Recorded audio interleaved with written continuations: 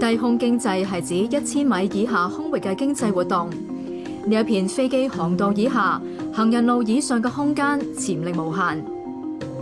喺兩棟大廈同埋街道嘅上面咧，可以畫出咗虛擬嘅道路，俾唔同大細、唔同任務嘅無人機喺同一時間井井有條咁樣咧，互相飛行而不受干擾，就好似你睇緊以前啲科幻電影咁樣。呢個將會發生喺香港。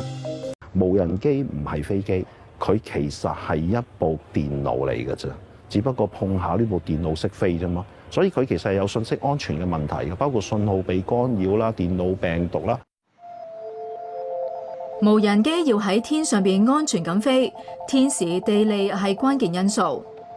2024年國慶日無人機表演，因為受太陽磁暴嘅影響而要取消，激發 Ronald 着手建立無人機起飛可靠指數，希望早喺起飛之前5至10日預測到無人機係咪可以成功操作，預計準確度將會達到90%半。太空天氣跌太陽磁暴，啲水面會反射信號，維多利亞港嘅信號雜亂到咧一塌糊塗。會唔會突然間喺呢度飛飛下有個亞太將支晾衫竹打橫伸出嚟啊？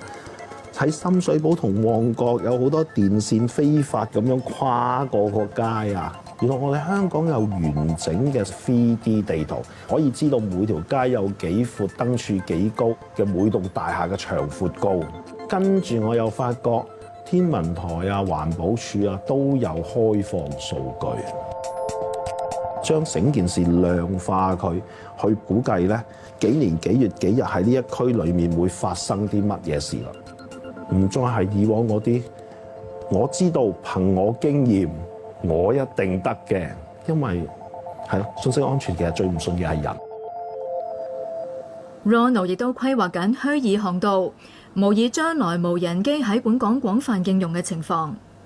我哋又等同於咧喺個天空咧低空嘅環境畫出咗一條條嘅虛擬航道或者天橋，我可以畫到有5層嘅虛擬航道喺度，而分配嗰各種唔同大小嘅機喺唔同時間、唔同嘅情況之下飛行而不互相干擾。其實佢會比飛機嘅航道咧似嘅，但係會比較 critical 一啲，因為佢可以留嘅 buffer 咧預留位咧會少好多。